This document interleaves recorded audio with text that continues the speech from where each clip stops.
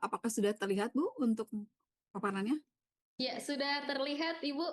Dipersilakan. Baik, baik, terima kasih. Bismillahirrahmanirrahim. Rabbi sholli shodri wa yassir li amri wahlul 'uqdatam min lisani yafqahu qawli. Assalamualaikum warahmatullahi wabarakatuh. Yang saya hormati, tadi saya lihat ada Bapak Kepala Penyuluh Pertanian, Bapak Eko, beserta seluruh jajaran. Terima kasih Yang Bu saya Elis. hormati juga Pak Latu, yang saya hormati Bu Kiki, yang saya hormati Bu Febi, yang saya hormati seluruh PPL yang berada di seluruh Indonesia. Kemudian kami juga kemarin sudah mengundang seluruh manajer pengadaan di seluruh wilayah Indonesia. Ada 26 manajer dan juga asman yang terkait, ya, asman pengadaan baik di Kanwil maupun di cabang. Pertama-tama, marilah kita panjatkan puji syukur kehadirat Allah Subhanahu wa Ta'ala, karena berkat atas rahmat dan karunia-Nya kita semua dapat berkumpul dalam Zoom pagi ini dalam keadaan sehat walafiat. Tak lupa marilah kita sampaikan selawat serta salam kepada junjungan kita Nabi Muhammad SAW. Semoga kelak kita mendapatkan syafaatnya di yaumul akhir. Amin ya rabbal alamin. Kami mengucapkan terima kasih kepada Pak Eko yang telah memberikan kesempatan pagi ini untuk bisa ngobras atau ngobrol bareng bersama Pak Eko, Pak Palatu, dan juga PPL yang berada di seluruh Indonesia. Untuk hari ini kami ingin menyampaikan mungkin terkait dengan Inpres nomor 4 yang sebelumnya di tahun 2025 juga telah terbit Inpres nomor 6 tahun 2025. Saya yakin di PPL semuanya mungkin sudah mengetahui terkait dengan Inpres nomor 4 ini. Jadi kami sedikit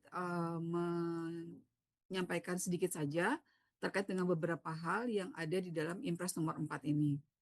Jadi Inpres nomor 4 ini tentang pengadaan dan pengelolaan gabah atau beras dalam negeri serta penyaluran cadangan pangan pemerintah tahun 2026 sampai dengan tahun 2029. Kalau yang sebelumnya itu hanya 1 tahun untuk tahun 2025, yang terbaru ini langsung untuk 5 tahun yaitu 2026 sampai dengan tahun 2029.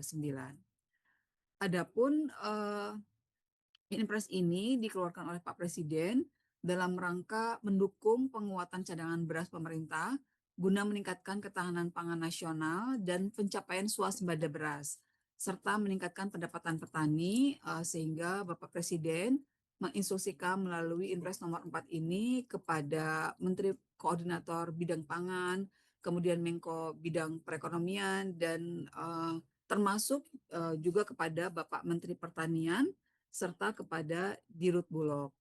Di sini, di dalam Impres di sini diminta untuk yang pertama mengambil langkah-langkah yang terkoordinasi dan terintegrasi sesuai dengan tugas, fungsi, dan kewenangan masing-masing untuk mendukung pelaksanaan pengadaan dan pengelolaan gabah atau beras dalam negeri, serta penyaluran cadangan beras pemerintah.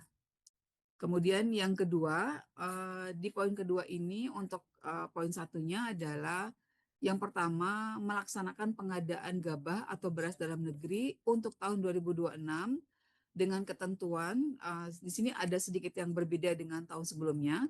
Yang pertama adalah untuk targetnya, target pengadaan gabah atau beras dalam negeri paling sedikit itu adalah 4 juta ton. Setara beras yang berasal dari gabah kering panen, gabah kering giling, dan atau beras.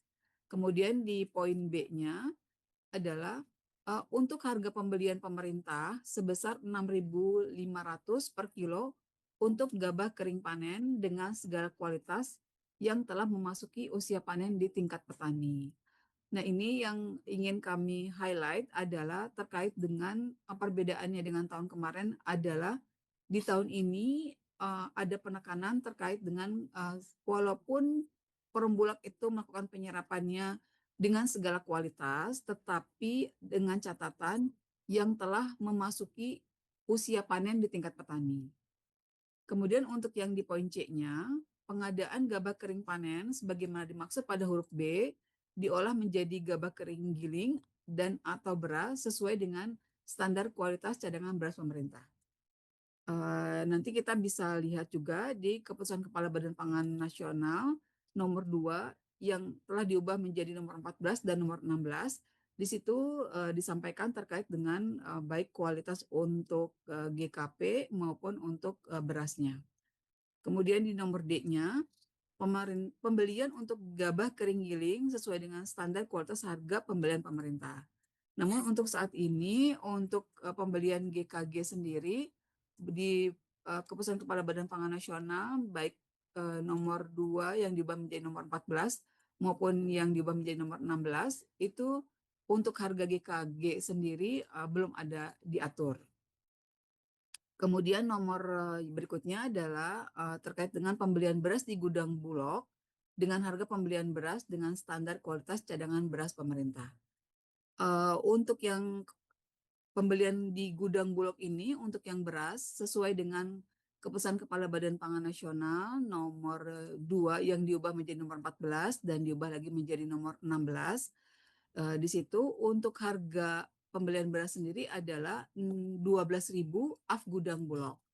Dengan standar kualitasnya juga telah diatur. Yang pertama adalah untuk kadar airnya itu adalah maksimal di 14%, kemudian butir patah atau brokennya itu adalah maksimal di 25%, kemudian menirnya itu maksimal di 2%, dan untuk derajat sosoknya itu minimal 95%.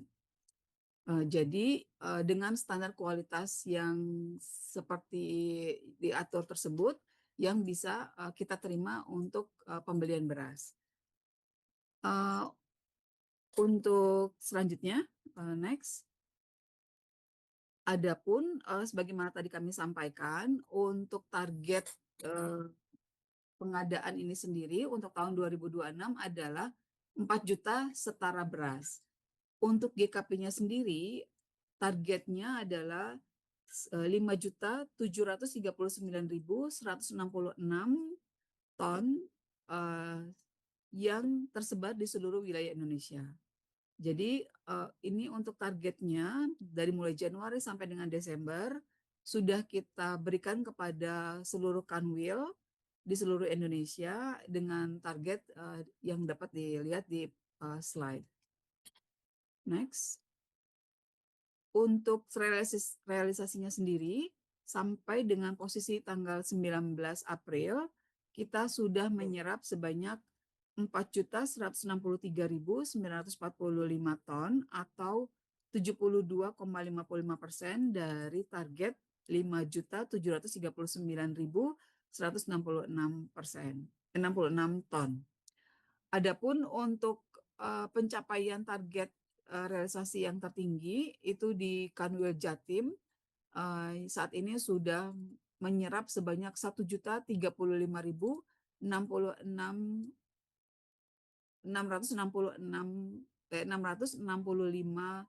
ton dan yang masih paling sedikit itu adalah di wilayah Papua dengan realisasi sebanyak 13 ton. Next. Untuk meningkatkan ataupun mempermudah dalam pelaksanaan penyerapan GKP ini telah dibentuk tim jemput pangan atau TJP, di mana tim TJP ini terdiri dari beberapa unsur, yaitu terdiri dari Bulog, kemudian juga TNI yang ada di daerah itu Babinsa, kemudian juga Polri, khususnya untuk yang Polri ini terkait dengan penjemputan untuk jagung, kemudian yang berikutnya adalah dari penyuluh pertanian lapangan atau PPL. Jadi tim jemput pangan ini terdiri dari 4 unsur tersebut. Adapun fungsinya adalah yang pertama untuk tim jemput pangan GKP adalah memastikan GKP telah memasuki usia panen, kemudian juga melakukan pembelian dan pengiriman GKP ke gudang pelaksana pengolahan. Sedangkan untuk yang tim jemput pangan jagung, itu melakukan inspeksi awal terhadap jagung yang diinformasikan ketersediaannya oleh petani ataupun poktan ataupun gapoktan. Nah, di sini untuk fungsi dari PPL sendiri memang sebagaimana disampaikan adalah untuk memastikan GKP itu telah memasuki masa usia panen. Next. Terkait dengan kegiatan ini untuk TJP telah dilakukan rapat pembahasan antara Perum Bulog, kemudian juga dengan Polri, TNI, dan juga dengan Kementerian Pertanian yang telah melakukan pembahasan untuk pelaksanaan kerjasama ini yang telah dilakukan di tanggal 3 Februari. Untuk sebagai informasi, untuk ruang lingkup dari kerjasama ini adalah sebagaimana dimasukkan di dalam pasal 2. Untuk ruang lingkupnya adalah yang pertama terkait dengan pengadaan dalam negeri cadangan beras pemerintah dan juga cadangan jagung pemerintah. Kemudian yang kedua terkait dengan pendampingan, pengawalan dan sosialisasi atas pengadaan dalam negeri CBP dan juga CJP. Kemudian yang ketiga adalah pendampingan, penyuluhan, dan pembinaan kepada petani, kelembagaan petani pada kegiatan pengadaan dalam negeri CBP maupun CJP. Di sini untuk PKS-nya sendiri ditandatangani oleh 4 pihak. Yang pertama adalah Perum Bulog, kemudian juga dari TNI, kemudian Polri, dan juga dari Kementerian Pertanian. Di pihak keempat ini yaitu di Kementerian Pertanian, adapun tugas dan tanggung jawabnya di pasal 3 disampaikan eh, melalui penyuluh pertanian melaksanakan penyuluhan, pendampingan, dan pembinaan kepada petani dan kelembagaan petani pada kegiatan pengadaan GKP dan juga JPK yang telah memasuki usia panen. Untuk kewajibannya sebagaimana disampaikan juga di dalam pasal 5 bahwa pihak keempat berkewajiban untuk yang pertama melaksanakan kegiatan penyuluhan terkait usia panen gabah dan atau jagung, dan yang kedua menugaskan penyuluh pertanian untuk melakukan pendataan tanaman padi yang telah memasuki usia panen melalui surat keterangan yang disediakan oleh pihak pertama. Next. Terkait dengan kegiatan tersebut, Perum Bulog juga telah telah mengirimkan surat kepada Kepala Badan Penyuluh Pertanian SDM Pertanian di Kementerian Pertanian untuk meminta data terkait dengan petugas penyuluh pertanian lapangan atau PPL dalam kerjasama pengadaan CJP dan juga CJP Perum Bulog melalui surat nomor B 431 garis miring Romawi 3 garis miring DP 200 garis miring PD 0201 garis miring 03 2026 tanggal 31 Maret di mana Perum Bulog meminta kepada Kementerian Pertanian untuk permintaan data by name by address-nya petugas PPL. Terkait dengan format yang dapat digunakan oleh para PPL sebagai surat pernyataan GKP yang telah memasuki masa usia panen, ini dapat dilihat di layar.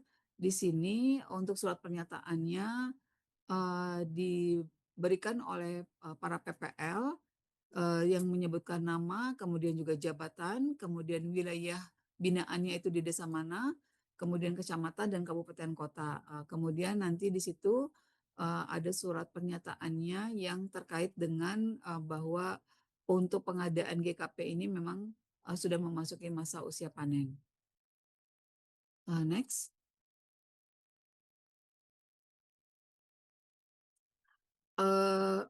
Berdasarkan pengalaman di tahun kemarin, di tahun 2025 mungkin di awal-awal karena memang masih baru ya di tahun 2025 sehingga ada beberapa mungkin oknum ya yang memang pada saat menyerahkan atau melakukan penyerahan gabah kering panennya itu ada beberapa yang memang gabahnya dilakukan penyiraman dengan air sehingga memberikan penambah bobotnya. Nah, ini mungkin hal-hal yang perlu diperhatikan dan tidak boleh dilakukan. Kemudian melakukan panen gabah sebelum waktunya. Ini terjadi ketika mungkin pada saat mau memasuki masa lebaran atau masa, hari-hari, raya keagamaan, sehingga para petani mungkin ada kebutuhan sehingga belum memasuki masa panennya, tetapi, karena mendesak akhirnya memanen, sebelum waktunya. Nah hal ini bisa merugikan, negara ataupun juga perumbulok karena terkait dengan panen gabahnya itu, kalau misalnya dia memang belum waktunya sehingga, untuk kualitasnya sendiri, sangat rendah, karena masih banyak butir hijaunya yang, eee, masuk ke dalam, penyerapan di dalam perum bulog ini. Kemudian yang berikutnya adalah juga dilarang untuk memasukkan sampah atau jerami dan benda asing ke dalam karung gabah, untuk menambah bobot dari karung tersebut. Kemudian juga pada saat melakukan, panen diharapkan, untuk memperhatikan, terkait dengan combine harvester-nya apabila menggunakan combine harvester, diharapkan agar menyalakan blower-nya. Jadi jangan sampai, pada saat memanen, si blower-nya itu tidak dinyalakan. Hal ini, bisa mengakibatkan terkait dengan, jerami-jeraminya itu masuk ke dalam, karungnya. Kemudian juga dilarang untuk menggunakan herbisida atau gramoxone untuk mempercepat proses pematangan padi.